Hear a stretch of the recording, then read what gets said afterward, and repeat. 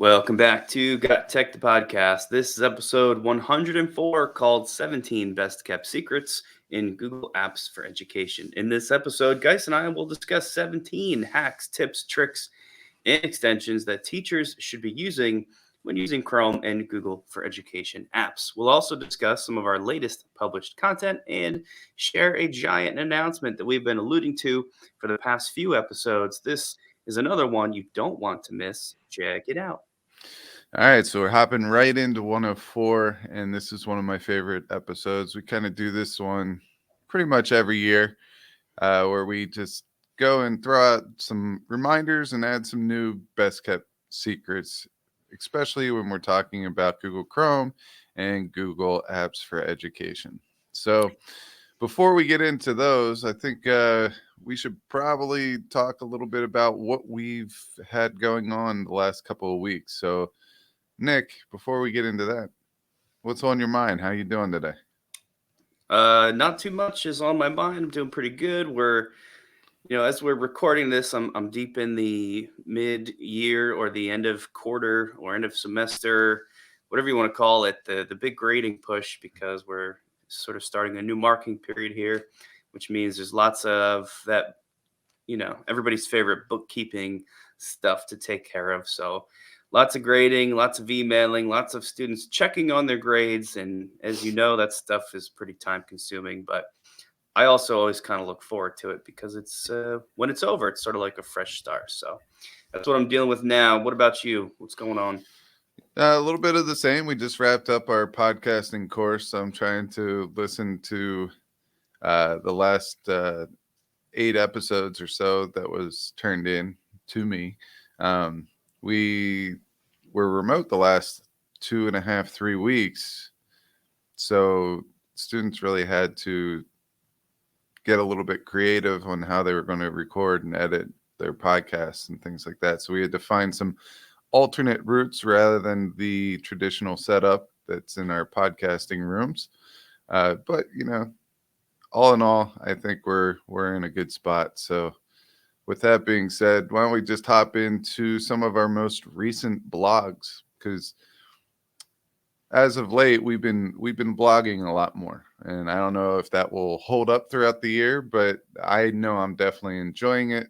It's allowing me to showcase some tools that we don't talk about as much, or some tools and tips and tricks that just they need to be out there. If it helps one person, that blog post is doing its job. So the first blog post I really wanted to talk about was our last one that we published, which is 5 EdTech tools for the blended learning classroom. So I really like this blog post. It got some nice interaction on social media. What I mean by that is someone very, very quickly told me that I left off Flipgrid.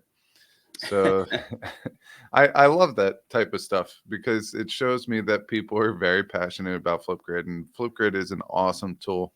Not knocking Flipgrid. I love the energy it causes within teachers, and that energy is welcomed. But my 5 tools are ones that I'm using currently that aren't probably as widely used as Flipgrid because, everyone knows Flipgrid, rightfully so, because it's such an awesome tool. But you'll want to check out this blog because it gives you 5 different EdTech tools, and they all serve a different purpose within the blended learning classroom. Yeah, I'll second that too. A lot of the stuff that we feature, we are well aware that there's other tools out there like the Flipgrids or Kahoot that I don't know if they're better, but that are just really widely used, and that's kind of why we don't mention them all the time. But that being said, we do love the feedback, so that's kind of I think what makes our show even better is when we hear about things like that from people. So if you ever think we miss anything, do not hesitate to reach out because that's good stuff to be aware of. Right, and I will say this: the Flipgridders out there, and I'm one. I use Flipgrid too. Sure. They're inspiring me to see how many different ways we can come up with. We as the whole PLN, how many different ways we could come up with using Flipgrid for different purposes. So that might be a blog post in the making. And if you're a Flipgridder out there and you have some unique ways that you use Flipgrid, make sure you reach out to me on social media at GotTechED and share them. I'd love to hear them. So we've also got a recent blog that features one of our maybe my favorite choice board that we've put together. We've done a bunch of these over the years, and this one is the student content creation pyramid. So it's a choice board that's built off of a pyramid as a model. So if you can imagine, the base of the pyramid is the widest part. I think it has like 4 different blocks, and those 4 blocks at the bottom are that's the choice part, the student choice part, where they get to choose a different type of project. So, I think in our sample, and you can get a copy of this when you go to the blog post, it's got like a podcast or a video or a storyboard, and you can edit those to whatever projects you want your students to be able to choose between. And then as they go up, it just kind of refines each of those projects to the end result, the peak of the pyramid, and everybody's going to have the same end result regardless of which project or what product they're choosing to create, and that is posting it and publishing it. This particular choice board is made in Google Slides, which is great because when you click it, you can make your very own copy. It's also great because it's editable by you once you make your own copy, and it's meant to be shared with your students. So once you get a copy and make it your own, this is what you push out to the kids, and all of everything in the slide deck is clickable. So as they, if they think they might want to choose a podcast, they click on the podcast option of the pyramid, and it takes them to another slide that basically tells them how to do it, gives them all the info they need on that particular project. So I like this one. I think it's one of the better things that we've put together, and it's always worth sharing out. We have talked about it before, but I think this is the first time we've formally shared it in a blog post. So that's a great one. Check it out. Yeah, just going along with that, you said that there's all the information needed to do that project. We have to point out that there are rubrics already pre-built into it. So we're hoping that it cuts down the time it takes you to prepare this type of assignment for your classroom. All right, so let's get into the next one. Last week, actually, it started about a month ago, but I just started getting all these ideas on how to use one of my favorite EdTech tools, which is Mote. We talk about this all the time. Everyone knows I'm obsessed with Mote, but they keep coming out with more functionality to that tool. So what I did is I made a blog post called Why I Mote, and there's 5 templates that you can use in your classroom. And I also mentioned the Mote Learning Hub, which has a whole bunch of other free templates that you could use in your classroom. So some of the ones that are included in this are the Mote Presidential Map. So it's a way to annotate maps. You can put any type of map that you want in there, but it gets students working with the map, and they could drop in their own motes.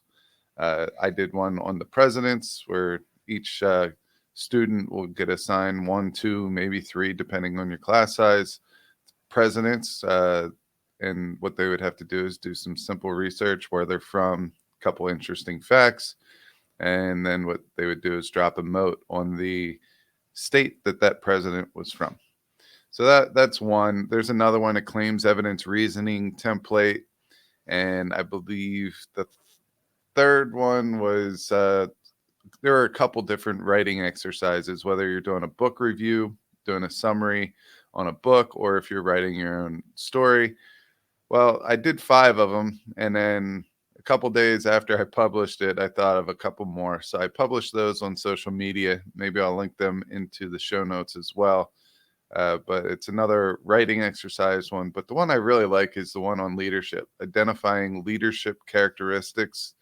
So it asks students a question: what are some leadership characteristics that make up a leader?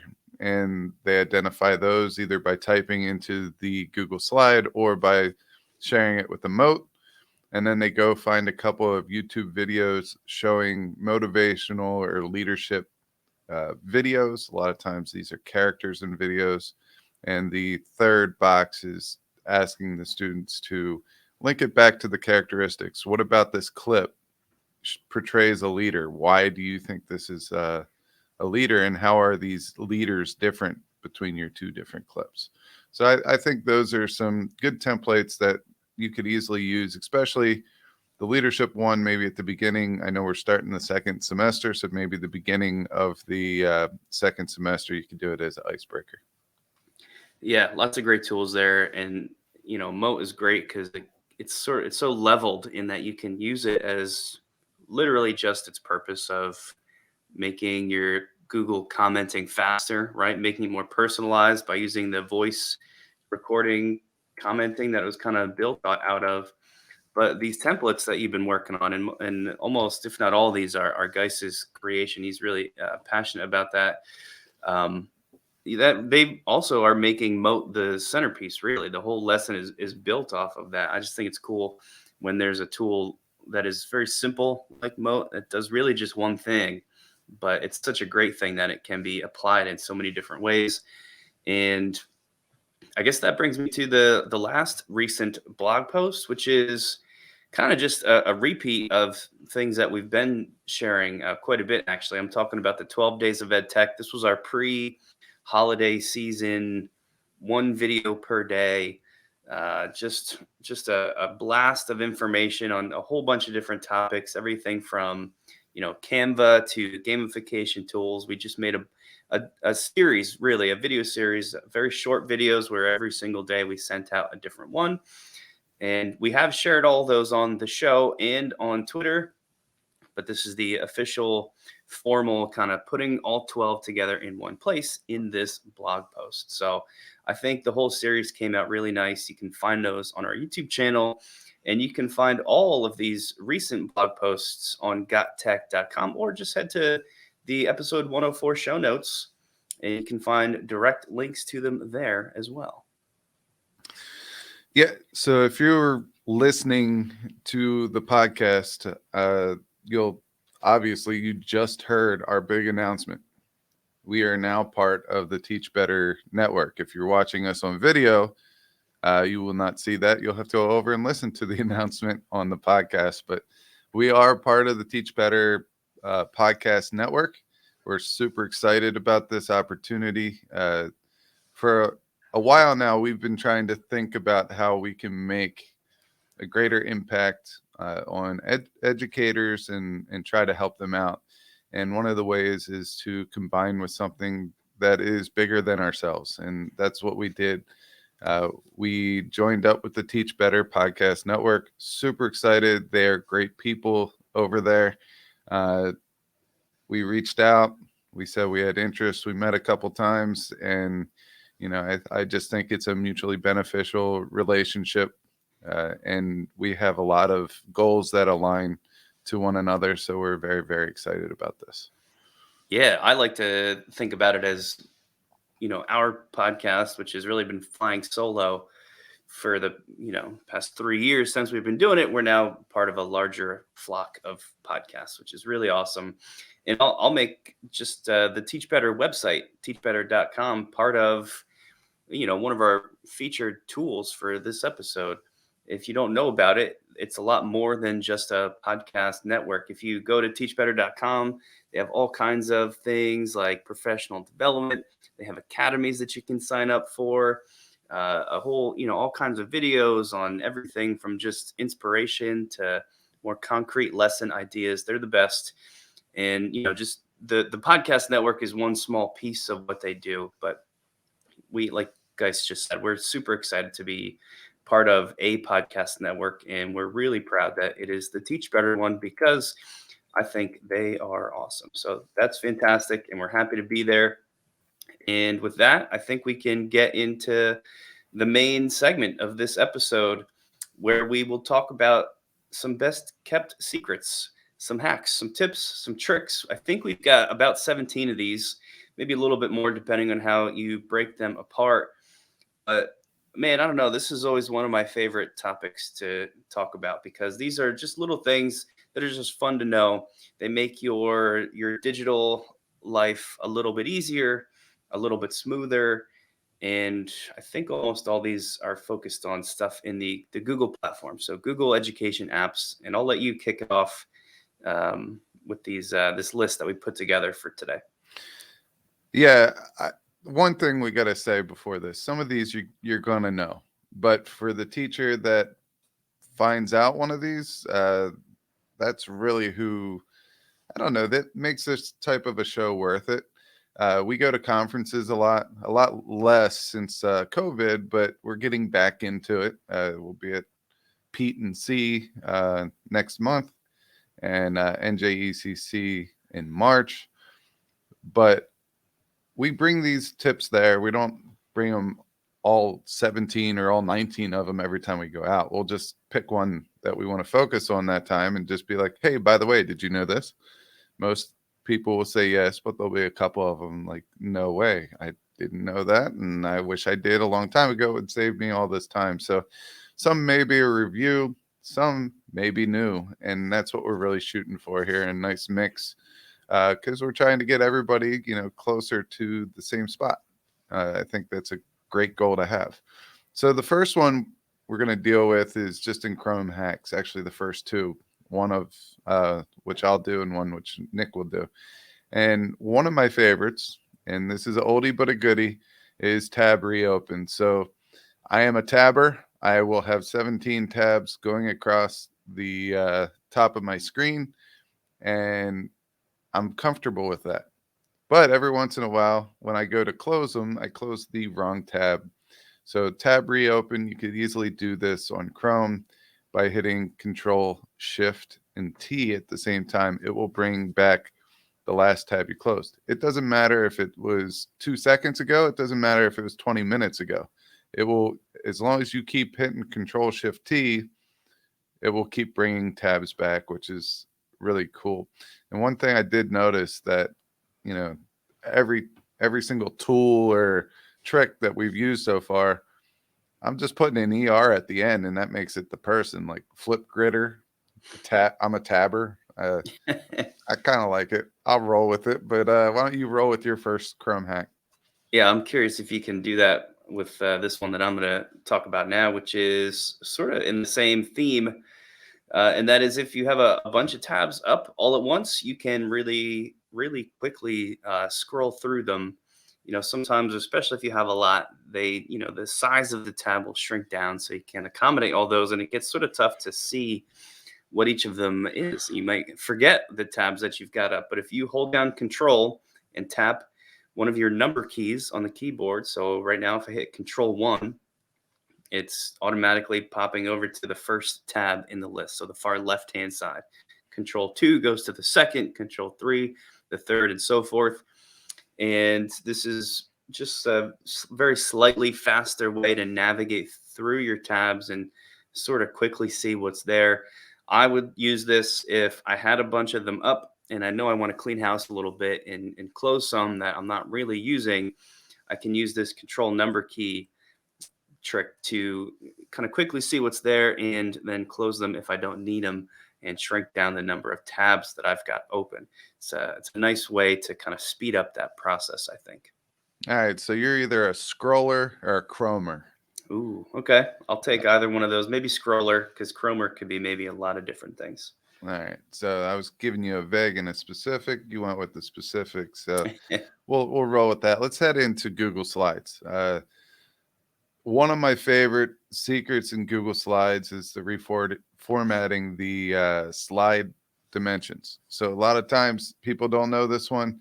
If you go into your Google Slide and you go to File, Page Setup, and then go down to Custom, there are different. When you go to Page Setup, it will give you the 16:9 dimension. There's like a 5:4 or something like that ratio dimension. And then underneath is custom. You want to click custom, and then you could set the length and the width. So say you're making a digital worksheet. You're making your typical worksheet digital. You want to leave it at the 8.5 by 11 size because you have a couple students that do not like doing worksheets digitally. Well, okay, you got to print those out. So why not make them 8.5 by 11? And really, this is this is an awesome one. I just shared this tick with one of my son's preschool teachers, and they're making a little book with the kids in preschool, and they wanted to find an easy program to do this. I said, just use slides and change the dimensions. It's probably the easiest way.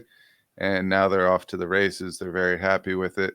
I'm very happy with it because, like I said, every time I find out someone doesn't know something that we share and they're appreciative of it, it just, I don't know, it makes me want to do this even more. It makes me want to podcast more, make more episodes. So that made me happy. But there you go. Go reformat your slide dimensions, go to file, page setup, custom, and then change the length and the width. So that one right there would be tougher, but I'm just going to go with a reformatter. I don't know. A dimensioner. All right, I got to stop this, but go ahead and you can share your Google slide. Maybe slides reformatter, so at least people would know what tool we're talking about. I was trying to stick with one word, but if we want to hyphen that still works. No, I get it. If you're going up past one word, it gets silly. But okay, reformatter, fine. I'll add to that. I think if you ask a lot of EdTech experts, their number one tool, that if they could only have one tool, what would it be? The answer is often Google Slides, because it can be so many things. And, knowing that you can change the dimensions of slides, I think is one of the reasons that it gets that place and earns that honor, is you can really literally make a slide anything. And that, a big part of that is setting the dimensions. So that's a great one. If you're doing that, you might also want to, that means your slides are going to take a lot of different forms now, maybe a worksheet, maybe a digital poster, whatever it is. You are probably then sharing that with your students in some way. And if there's images in those slides, you might not want those images moved or messed with. That image might be part of the background, let's say, and you want it to stay where it is and look a certain way. You can do that instead of just putting the picture in the slide as an image, because then obviously once your students have it, they can click it, move it, delete it by accident. You can add it to the background of the slide by simply right-clicking on a blank slide and then going to choose image and finding that image and automatically making it the background. If a student really wanted to, they could access that, of course, and change it and delete it, but that's not really what we're trying to work around here. We're just working around mistakenly clicking it, or just that picture getting in the way and kind of being a nuisance if you're adding in text boxes and other things to the slide. Put it in the background though, and you don't really have that concern anymore. And it's something that we see, an odd number of times. People come in all the time wondering how to get pictures into the background of a slide. So it's as simple as right-clicking on the slide itself, using that pop-up menu, going to choose image. And that's another great tip for editing your Google Slides. Yeah, with this one, I get this one a lot with math teachers. They want students to be able to work on math problems without moving the math problems around within Google Slides. So just showing them how to have the math problem as the background image, that takes care of it. And that allows them to use the annotation tool, which can get a little messy with just a touchpad or a touch screen, but at least the background will not go away. So that's pretty good. Let's go into Google Slides next. Oftentimes, students write their reports in Google Docs. I might say Google Slides, but we're going Google Docs anyway. So oftentimes they'll write their reports within Google Docs. It's just where they go as a word processor, especially with Chromebooks. But instead of having a page limit, sometimes there's a word limit, especially with our seniors right now writing their senior application essays. They want to know the word count.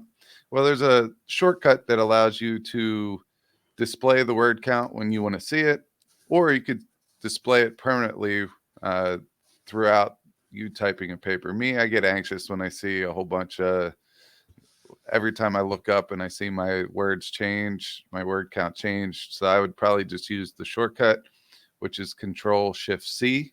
But if you want it to permanently display on your screen, you can go to tools, and then there's a little check off that says display word count while typing. You'll just click that and you'll have your word count being displayed as you type. I love that tip. And what this would also eventually do is kind of help you develop a sense of, and I remember this from grad school, you probably do as well, but you sort of figure out like, half a page worth of writing in a certain font in a certain size is going to be about a certain number of words. And I think this can help your students with that same writing sense, or you, if you are maybe dealing with that type of thing as well. So that's a cool one. Another one with Google Docs, and I use this actually all the time, and it's one of the things I like telling teachers about who are trying to digitize their worksheets, things that are typically done on paper that require maybe students to draw in a blank space on the paper. And if you're digitizing that same activity, how are you supposed to do that? Because now it's in a Google Doc and you cannot draw on a computer screen. Well, kind of you can if you know in a Google Doc that you can go to Insert, Drawing, and then within the drawing tool, so it's going to give you this little pop-up with shapes and things you can add. But within the drawing tools, if you hover over the line icon, one of the lines is a scribble feature. And that scribble feature is just that. It lets you write with your mouse or your trackpad, or even better, if your students have some type of a touch screen, then they can literally just write on the screen with that scribble line. It's going to add it into that drawing. And then when you're done, you click Insert, and whatever they just drew out pops into the Google Doc, and it can be, shrunk down or expanded, which is another really nice feature. And this accomplishes lots of things. It lets you maybe add a signature to the end of a doc. So anybody out there who's writing perhaps recommendation letters and you don't want to print and sign it with a pen and then scan it to re-upload it as a PDF, you can just put your signature straight in there. So it's all fully digital. And, your next time your students are making some type of a diagram or a model, that drawing feature can be done digitally with this tool, with going to Insert, Drawing, and then the scribble line icon. I love that one. I use it all the time, and I love telling people about it too. Yeah, that's a great one. There's a lot of little neat tricks that you can do inside of Google Drawings. I know that we can't embed videos directly into Google Docs, but there's a way through Google Drawings. I'm trying to look in my Twitter because I did have a contact with a student who sent me a way that you could do this, because I believe we mentioned this on another podcast. What I'm going to do is I'm going to share that name in the show notes. I will also bring it up if I find it before the end of this episode, because I need to give credit where credit is due. But if you go into Google Drawings, you can embed your video within that drawing and bring it into a Google Doc, which is pretty cool. So I will look for that in a little bit. Until then, I'm going to go into Google Sheets now. One of the things with Google Sheets, and that's probably my worst knowledgeable app, but I'm getting better at it. I'm practicing more, getting more familiar with it. But one thing that always drove me nuts is if I wanted to type out something within a Google cell, and I only wanted it to be like 3 or 4 words, and then I wanted it to do a line break. So go down to the next line within that cell. So we're not going to a new one. We're not doing text wrapping. We're just typing. Maybe it's a header of a category, and underneath you want to say in centimeters or whatever. So if I'm in a science table and I'm saying the length in centimeters, I want underneath that in brackets. Well, you could do that, and it's not hard to do by adding a line break. And what that is just Control Enter when you're in the cell. So once again, it's not text wrapping. It's adding a new line on purpose before the width of that cell has been reached. So that's my hack for Google Sheets. Yeah, this used to make me nuts. I would sit there hitting enter to try and go down a line. But when you hit enter in a spreadsheet, it just brings you down to the next cell. and maybe you don't want that. Maybe you want to have a different line in the same cell. So that's a really good one that drives a lot of people nuts, me included. So try to remember that one, guys, if you can. As well as if you're in Google Sheets, you can actually add checkboxes that you can interact with, like clickable checkboxes by simply going to insert check boxes. So that way you're essentially making a list, and that list, it has these little checks next to it. So as you complete them, you can click it and it checks it off. It's like a ready-made digital to-do list, just like you would write out and maybe cross off things. And now you can have that same experience digitally. I'm a big to-do list guy, as you probably know if you listen to to our show. And this is a nice way to digitize that, as well as if you are sharing to-do lists between within a group maybe. And it's a good way to make sure you're not doubling up on work, because you can cross them off or check them off as you go.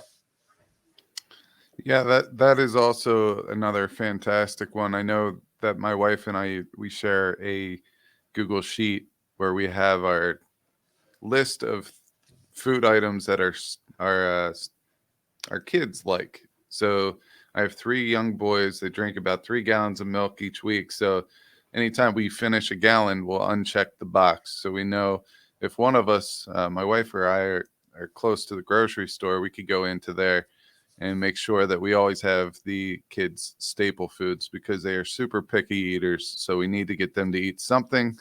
So we always revert back to the same like 12 things while offering them other options, which they tend to never eat. So that wraps up the Google Sheets hacks. Let's get in the Jamboard. And this is an awesome one. Most teachers have gotten into Jamboard since remote learning. What we did is we shared with you 3 templates. These could be used in remote learning, but also it could be used in the classroom to kind of speed up processes or increase communication. So the first template is a attendance template. We have a flex period. It's called recitation, where students have 30 to 40 minutes to work on homework or go find a teacher and get extra help or go take tests, things like that.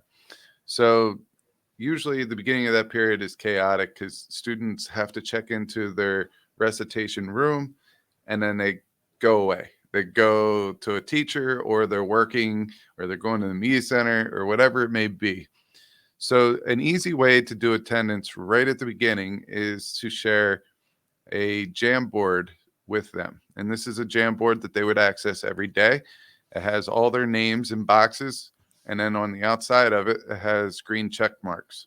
So what they have to do is drag the green check mark into the box.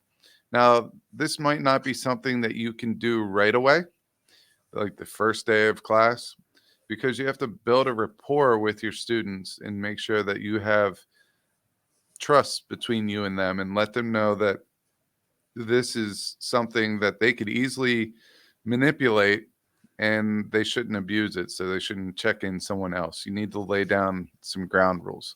So that's an attendance one. You could also use this same grid if you're sharing out a project, maybe a Google Doc or a slide or something like that. And at the end of the period, they have to show their progress. They could put their hyperlink to their whatever work that they were doing in their box, and then the teacher can look at it after class sometime. So that's another way you could use this same template. Yeah, I like it as a group check-in for sure. You can sort of use it in the same way if you have like a series of stations. It's something I do a lot with my students, and I kind of want to know what stations they've completed and which ones they haven't. So dragging in different checkboxes on top of a grid that outlines all the different stations is a quick and easy way for me to get a whole sense of where the class is at, rather than trying to run around and like visually see or ask individual people. That can be time consuming. But if they're just automatically sliding over a little check when station A and station B is complete, it's a big time saver. I'll add too, if anybody's doing a remote classroom still, depending on the situation, where you're at and where you're living in your school district, that's kind of tough in that Zoom meeting or Google Meet or whatever it is to know who's still paying attention at the middle of the lesson or the end. Sometimes kids will literally get up and leave, but they are still logged into the Zoom, and you don't know necessarily that they have left. So one thing I started doing was asking them to complete this attendance board at the end of the lesson, and sort of watching, and you can watch all the check boxes get moved around. If there's any kids that didn't do it, you could sort of verbally prompt them, Johnny, could you please move over your checkbox? I'm doing an end of period attendance today. And if Johnny doesn't do it, Johnny's probably not there. And if he is there, he's not listening at all. He might just have the volume turned down. So it's a good way to sort of keep everybody on task. So I like those Jamboard templates for many things, and it's cool that they can help with this, sort of housekeeping stuff as well. So that's a good one. And let's use Jamboarder. Can we do that for Jamboarder? Yeah, I mean that's fine. I'll take it. I like Now, it. any other templates that you think we should throw in here? I mean, there's so many Jamboard templates that are out there. Really, anything where you want your students drawing or annotating on top of a picture or over a map or anything like that. Adding in little sticky notes to just express like a quick opinion or share in a bit of a safer space. Jamboard's the way to go. I can't think of anything specific, although we do have access to a really awesome, like a database essentially of just that, all Jamboard templates. We didn't make it, but it's out there, created by someone else, and we will share that in the show notes for people. Yeah, so if you head over to Wakelet and you type in Jamboard templates, that's where I would go and start looking. Don't recreate the wheel. And if you do, make it more personalized to yourself, but get the idea from somewhere else. But Jamboard is such an amazing tool. All right, so now we're going to go into our secret weapon, which is Google Keep. Not a lot of buzz around Google Keep as of late, but we do have a couple of little tips and tricks that help us with grading for students' work within the Google for Education apps platform. So the first one is working with rubrics. So when I assign a project, usually I don't make the rubric until we're in the research phase of the project. So I want students to make something. They have to make an artifact, they turn it in, and then we publish it. That's a rule of mine. Whatever you make, not everything, but anything that's worked on for more than a day, we publish. I want other students to look at previous students' work, and we're never publishing tests. We're never publishing notes. We're not publishing that type of stuff. We're publishing our product, which should be an extension or an application of what they're taking notes on. So you shouldn't be really giving away anything that might be on a test or anything like that. But when I hand out a project, I'll make the rubric when they're in the research phase. And the reason why I do that is because for some reason, I always find myself changing the rubric after this phase almost every single project if I already pre-made the rubric, because students take these projects in different places. They have questions that spark some awesome extensions to these projects. So what I'll do is I'll just give them a list of must-haves, and then I'll have them go to the research phase. And as they're doing the research phase, after all those questions came in and things like that, I will add a rubric to their projects by clicking on their Google Doc that they shared with me and dragging it in from Google Keep. In Google Keep, I save images of all my rubrics, and it's very easy to just click on the rubric that I need, drag it in to the bottom of their Google Sheet where they're doing their research, and then we're good to go. The communication's there. They know where to find my feedback when they're done. And I'll use Mote to explain where they landed on the rubric, which saves so much time. Yeah, I do the same thing. I'll even have, like, for a given rubric, let's say my lab report rubric, I've got images of them saved too, just like you said. But and maybe this is just clarifying what you said, I'm not sure, but I have like different score sets within that rubric as different images. So, if a certain lab report is strong in terms of content, but weak on organization and professionalism, I have an image of a rubric score set for that, and that's what I'm clicking and dragging in to the doc for really really quick fast grading. So I love it for that, and the Moat makes it even stronger. Along those same lines, you can have digital stickers saved in Google Keep, which is really fun. Even at the higher grades, like high school kids, even probably beyond. I would get pretty jazzed if someone gave me a sticker right now. I love stickers, and you can digitize that by pulling in little pictures, little icons. Your students will really like it if they are pictures of you. You can have yourself making like, funny faces or a big giant dumb smile with a thumbs up. I have a couple that I use for that, and that's sort of the digital version of the sticker. If you want to get really fancy, you can, go into something like Canva and create really professional looking icons with your face on them, or thumbs up, or whatever you want to do. But it can be as simple as, open up your webcam, take a quick picture of you smiling, and that's your digital sticker that you drag in there. And there's tons of really cool applications of this. It's one of the things that can really help build that rapport, which is sometimes lost when you digitize things. And you can still do it. And if you're using it to make these digital stickers, you want to go really crazy, you can even turn them into GIFs. A lot of your screencast recording programs like Screencastify, you can just record a quick 3-second snippet of your face waving, and you can automatically download that as a GIF. And that's a way to take that digital sticker sort of to the next level. So lots of ways to do that, and that's one of my favorite ones. Everyone loves stickers, especially when you personalize them for sure. And doing or making GIFs is a great way of doing that, or just going into slides and taking your picture, making a weird face, and adding a caption to it, saving it as a JPEG, and putting it into Google Keep and dragging them over to your Google Docs. So I'm happy to report that I did find the recommendation of adding a video through drawings to your Google Docs, and that came in an email. I was looking through my Twitter. That came in an email from Linda Hummer. So I wanted to give a shout out to Linda. She taught me something new, and I appreciate her for that. And I wanted to make sure credit was given where it is due.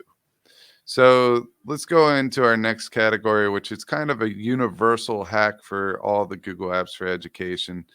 There are two. We both love these ones. We use them all the time. They are one of the best kept secrets. And the first one is the activity dashboard. So if you go into tools, whether you're in doc, slides, sheets, whatever it may be, if you go into tools, at the very bottom, you'll see activity dashboard. And you can go ahead and click on that. And what that's going to do is it's going to bring up who's viewing the document. It's going to bring up viewer trend, any comments that's been associated with that document, and any type of sharing history. So if you're giving some type of open-ended questions to students and you don't want them to share them with other places, this is a good spot to see if they're doing it. Obviously, if they make a copy, you won't be able to see the copy sharing history, but you can for this particular document. Or if someone says that they don't think that you shared it with them, you could go there to double check whether you did or you didn't. But the viewer trend is awesome, because if you share something out to all your students, you could easily see what type of engagement that document's getting. So I send out something, I tell all the students I want them to look at it between now and the next class period. And then I go in, I see only 5 people out of 24 actually opened the document and looked at it. Well, the writing's going to be on the wall. When you go in, you know that everyone's not going to be prepared. So you might as well,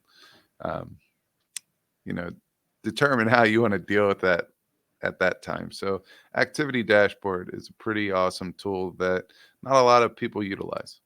Yeah, or if you have a specific student, I run into this with different projects or lab work, usually because I have one like a lab report rubric help doc that's posted on my website, and I can, it's view only, so they should just be viewing that one copy. Nobody should be making their own copy. So, I've had students before that I'm trying to help do a better job, and they're telling me, "Oh yeah, I'm using your help document for sure."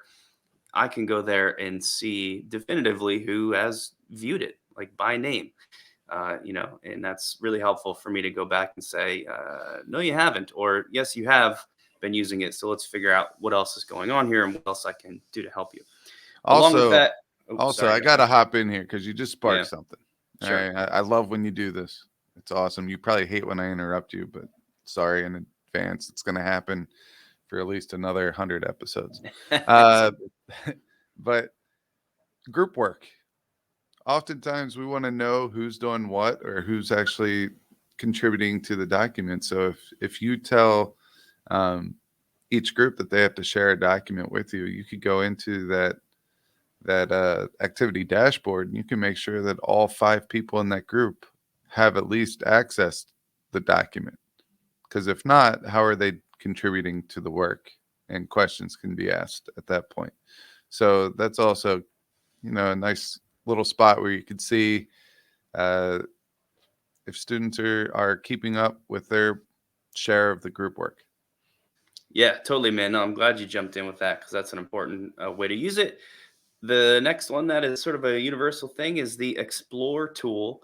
So when you have a Google Doc up, or really any Google tool, if you go to Explore, which is under the tools again, so Tools Explore, there's a keyboard shortcut for that. Control Alt Shift and I think I I. Yeah, that's a lot of keys. Probably just easier to go to Tools and Explore, but this is really great because it opens up the Google Omnibox, which is essentially a little pop up where you can automatically search for images and things to bring into that document without leaving the tab, which is another big time saver. And the Explore tool can be different depending on what you're in. So if you're in Google Slides, the Explore tool is also going to give you the ability to see like different templates, different designs of, if you have a picture in the slide already, the Explore tool will say, well, how about these 5 ways to arrange that picture? And they often look really, really good. So if you're trying to spice up your presentations, that Explore tool is another nice way to do it. Yeah, I use that all the time. I believe in the one-stop shop, and by having that in Google Docs when I'm making a project, having that ability just to search Google off to the right is huge. It saves so much time. So now let's get into some of our Chrome extensions.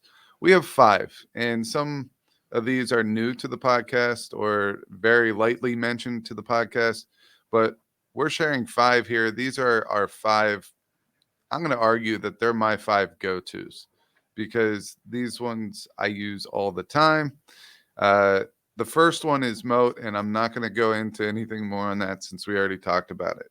But as you can see, I think it's a very powerful tool. And until somebody comes along, makes something better than Mote in the feedback area, I think feedback is one of the most important aspects of a classroom, and that's why that's going to stay in my list. I don't know if it meets your or makes your list, Nick, for top 5, but I'm sure you're going to tell us right now. Yeah, yeah, it has to. I don't use it as much as you, but when I do, it's just super apparent how much faster it makes that commenting process. The next one, the other extension is called WordTune. This is really great if you are sort of stuck trying to craft a sentence and you kind of get blocked up sometimes. You just can't get the wording quite perfect. And WordTune is a way to help with that. So you can insert a sentence and it offers suggestions on how to rewrite that sentence to sound different or better. It does other things, sort of like a Grammarly alternative. Um, but you can actually go to just see how this works because it's pretty cool. If you just go to their website before downloading the extension, that's wordtune.com, they have a little box where you can type in a sentence They have some AI technology that does the rewriting, and it is surprisingly good. I would caution everybody, though, be careful if you share this with your students. It does a lot of the thinking for you, and stuff like this makes me nervous because if you lean on it too much, then we are and your students would be losing the ability to think about their own writing. So you don't want to make this, I don't know, too big of encourage the use too much, but it is very helpful for those moments where you get stuck and can't get out of it. So at the very minimum, have that conversation with your students so they are aware of kind of what a tool like this should be used for. Yeah, the next one is another awesome tool that does something right very, very simplistically, and that's print friendly PDF. Especially since we went digital, I have not given out any type of a worksheet in probably 3 or 4 years now. I don't know if I make copies anymore. I'm not sure. I could be wrong, but if I do, it's very, very minimally. And that's because of print friendly PDF. If you go onto a website, I'm just going to talk ESPN because I was trying to see if a player that plays basketball around here um, grew up around here. So I wanted to go into his info sheet. So I went on to ESPN, and lo and behold, he did grow up around here, and he went to high school close by. So I was going to throw this into one of my current events locally because he did something pretty cool. But when I went on the ESPN site, the site was very congested with other videos and advertisements and all that. But with PDF, print-friendly PDF, it's an extension that allows you to, once you have it downloaded, you click on the extension, it's going to bring up that page, and it's going to allow you to clean it up very easily. So all these videos came up, and I wanted to make sure the videos weren't on there. You're not going to be able to watch a video, a stagnant video. So really, it would just be a picture at that point. But I don't want that there. I don't want it cluttering the page. So what I do is hover over each video and advertisement and anything that I don't want, and it brings this trash can image over that image or whatever you're clicking on, and you can click on it and it goes away, and it really cleans up the website, or if it's an article or whatever it may be. So you could save it as a PDF, or you could print it in a friendly way. Save ink. Yeah, it's a great tool, as well as LastPass is a great tool. We all, are logged into so many different websites and apps and subscription services these days. I have a handwritten list that's like 30 passwords long now that I try to keep it handwritten for security reasons, but it's not complete and I lose track of some even with that because I have to constantly update it by hand. But there's extensions out there that will hold your passwords for you and do it in a safe way. Supposedly, I haven't heard anything different about LastPass, so I'm going to assume it's super safe. It's a free one. It's a really good one. I use it. I'm pretty sure Guise uses it as well. And it does exactly that. It just remembers all your passwords for you, so you don't have to worry about it as much, including when you have to change them. It automatically updates to the new one. This is a no-brainer if you're not using something like this because it just removes so much frustration for the sign-in issues that a lot of us are dealing with. Yeah, I really dislike the fact that every time I go to a new site that I need to save a password, I have to come up with a new variation of grizzly black bear. Yeah. I mean, I have to add like an exclamation point at the end or some type of special character. Sometimes it's eight characters long. Sometimes it's 12. Well, guess what? LastPass has your back. Go use LastPass. All right.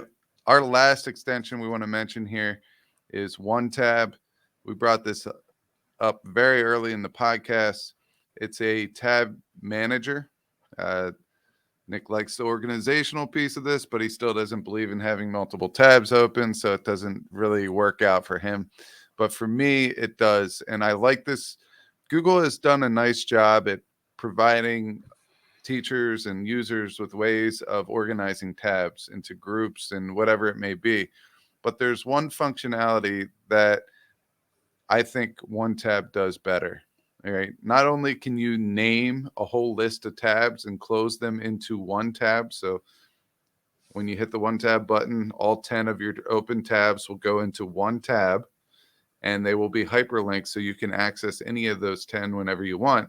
But you could lock it so they always stay together. You can name it. And the biggest thing that I like here is that you could share it. So if I have 10 websites in which I want my students to work in, I could save those on one tab and then share them out with a hyperlink so the students can keep accessing them.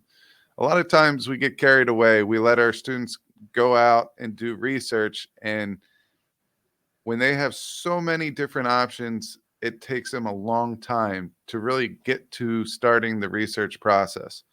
One of the first exercises of research that I believe in is giving them boundaries, maybe 5, maybe 7 different sources that they could search from to get their research, at least for the first time that they're doing research. And then after that, let it be an open book and let them go at it. But this is a good way to, especially if you're crunched for time, just get them the resources that they need, let them use it, and then push it out to them. And that's where they have to stay. So it's also a great lesson then to go over how to make a works cited, because you already have all 7 or 10 of those there, so you can demonstrate how to do it so they have a good example of it. But that is one tab, another amazing tool. Man, what a list. I know I'm excited to go try and incorporate some of these things. And I hope that we saved everybody listening some time. That also means it's time to wrap up this episode. If you wouldn't mind, everyone, do us some favors. If you're fans of the show, if you like what we do, if you're listening for the first time, if you're listening for the 104th time, whatever it is, please subscribe on Apple, Spotify, Google, Stitcher. YouTube would be really awesome. If you watch any of our video-based content, you can go there. Follow us on Twitter. That's the main place where we do our social media interaction. Although you'll find Nick GotTechED on Instagram as well, where we post whenever there's new episodes. So all those places are great spots to keep up to date with the show. Even better, write us a review on Apple Podcasts. That's kind of the main podcasting platform, and reviews there are most helpful. We really appreciate it. Tell your friends. A lot of teachers still don't know that there are educational podcasts about teaching, and they can learn a lot, and they can do it in their own time on their way to and from work. It's the best. You can also tell them about GotTechED.com, our website, where you can find all of our blogs, show notes, new episodes, and much, much more. And now, for the first time, you can also tell them to head to TeachBetter.com, which is another place where you'll find our show and tons of other shows and tons of other really awesome stuff. Thanks a lot for listening.